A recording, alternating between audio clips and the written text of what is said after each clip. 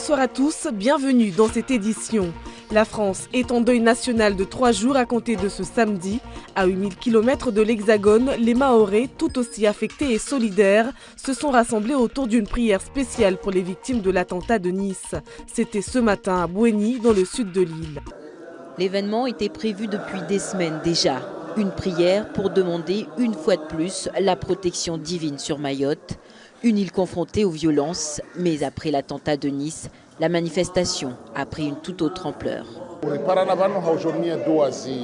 Nous nous sommes retrouvés pour prier pour nos ancêtres décédés, mais les événements de Nice font que nous avons aussi souhaité montrer notre indignation sur ce qui s'est passé en métropole.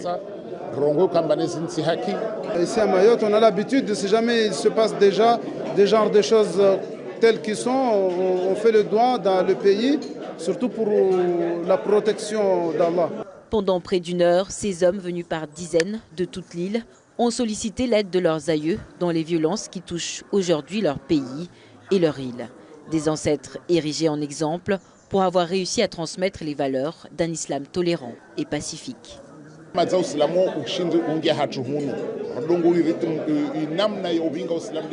Cet islam a imprégné Mayotte, un islam où on ne tue pas les gens, où on ne se combat pas, un islam qui incite à la paix et à l'unité entre tous les humains.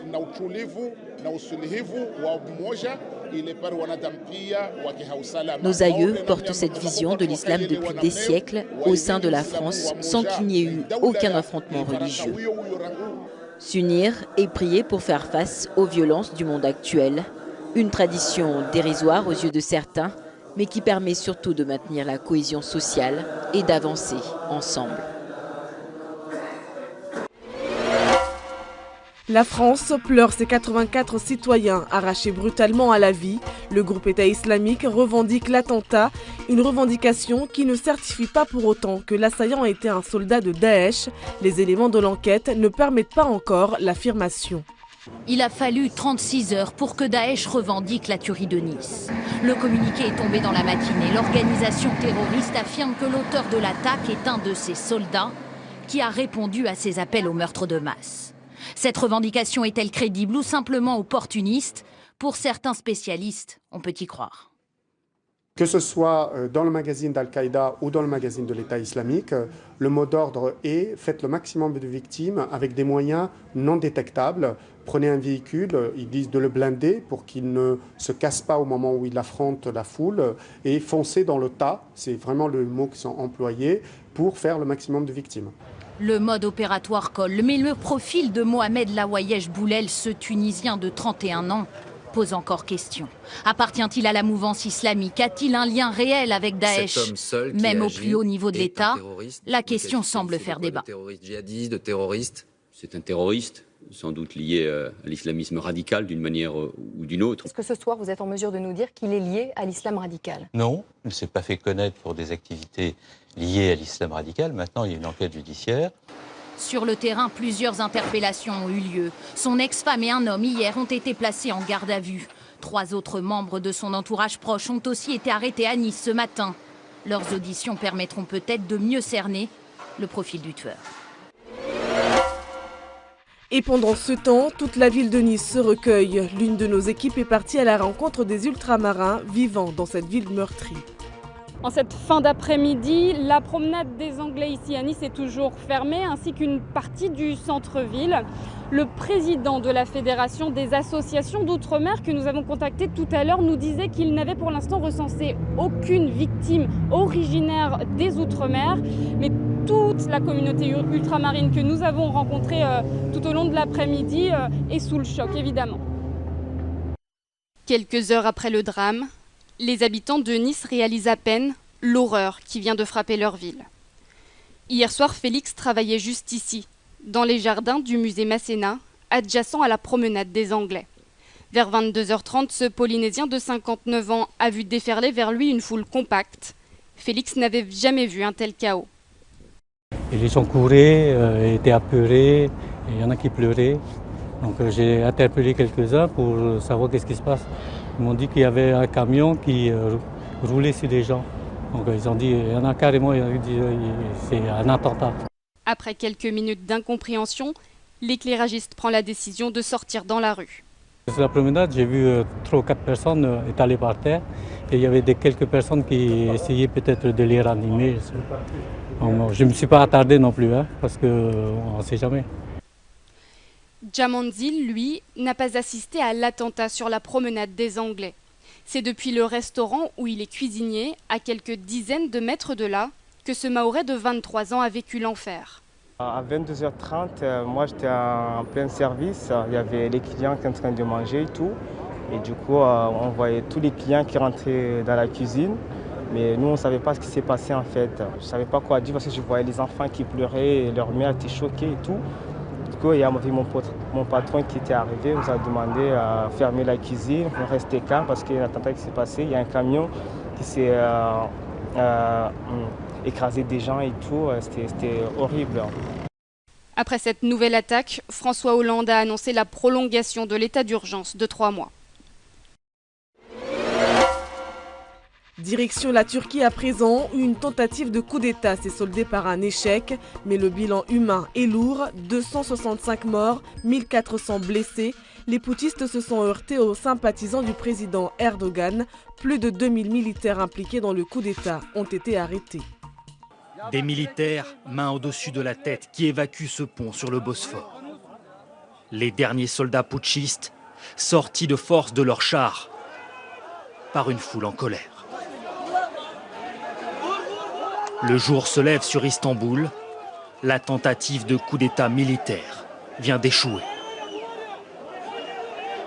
Hier soir, vers 22h, des avions de chasse survolent Ankara, la capitale, à très basse altitude.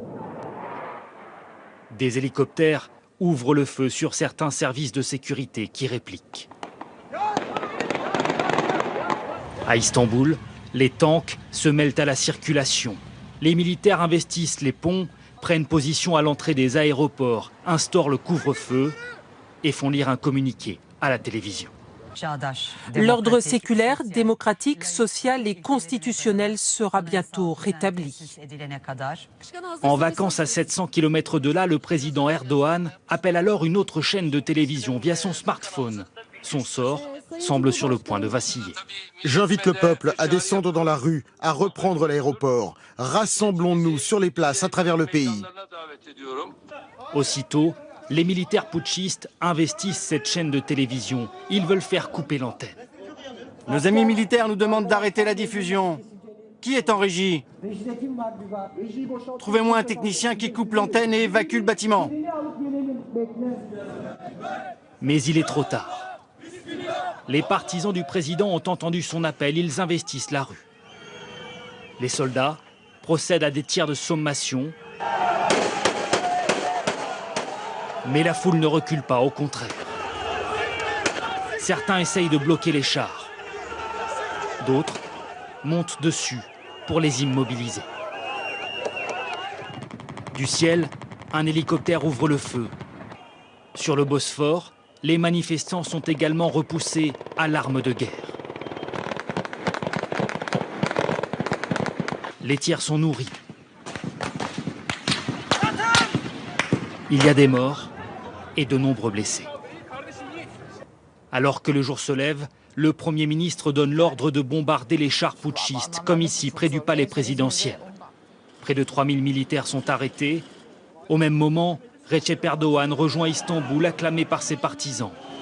Il vient d'échapper à un coup d'État au terme d'une nuit de violence inédite en Turquie depuis plusieurs décennies.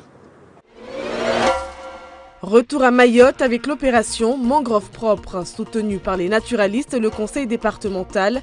La jeune association Mangrove Environnement a mobilisé plusieurs volontaires dès 8h ce matin pour nettoyer une partie de la plus vaste mangrove de l'île, celle de la baie de Chirongui.